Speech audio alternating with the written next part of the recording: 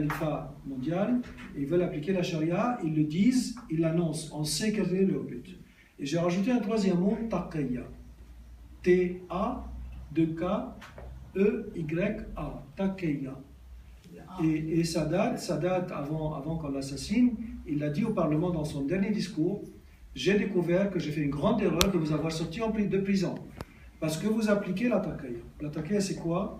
C'est dire l'inverse de ce que je crois tant que je suis faible. Et quand je prends le pouvoir et que je deviens fort, j'applique ce que je crois. Vous voyez un peu avec donc. Et le danger aujourd'hui en Égypte, après avoir eu une bonne constitution, avoir une constitution qui respecte les minorités, l'expression, la pratique religieuse et tout, avoir eu un président de ce type-là, c'est le danger, c'est que les élections parlementaires qui vont avoir lieu avant de l'année, ils ont peur, le gouvernement et la population elle-même, que les frères musulmans prennent le pouvoir à travers le Parlement de façon déguisée, parce qu'on ne le sait pas, ils ne le diront pas. D'abord, ils vont changer, ils vont se raser, ils vont plus s'habiller avec ce qu'ils avaient avant, et ils essaieront d'entrer par ce biais-là. Alors la difficulté, c'est que on ne sait pas celui qu'on a un musulman, parce que moi j'ai eu ces problèmes-là personnellement dans mon organisation.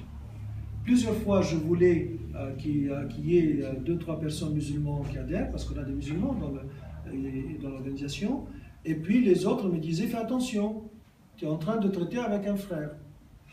Avec un frère musulman. Ah bon, mais alors pourquoi il me raconte telle et telle chose? Oui, mais il te raconte tout ce que tu veux entendre.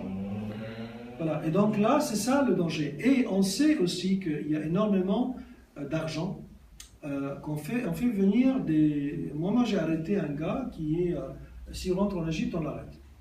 Il ira en prison. C'est il n'est pas imam, mais c'est un fanatique musulman qui est aujourd'hui en Turquie. Et il venait à Paris, dans la mosquée, quelque part au Bourget, et il venait faire quoi? On sait très bien quel est son discours. Son discours, convertir les infidèles, etc. Un discours de haine. Et on a prévenu les autorités, et on leur a dit, voilà ce qu'il va faire, voilà ses vidéos, on connaît ses discours extrémistes.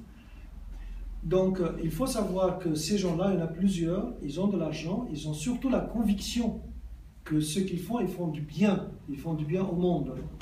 Et ces gens-là, avec la conviction et l'argent, ils avancent très vite.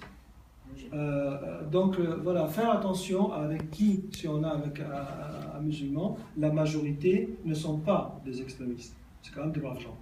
Et donc là, il faut quand même traiter avec ça.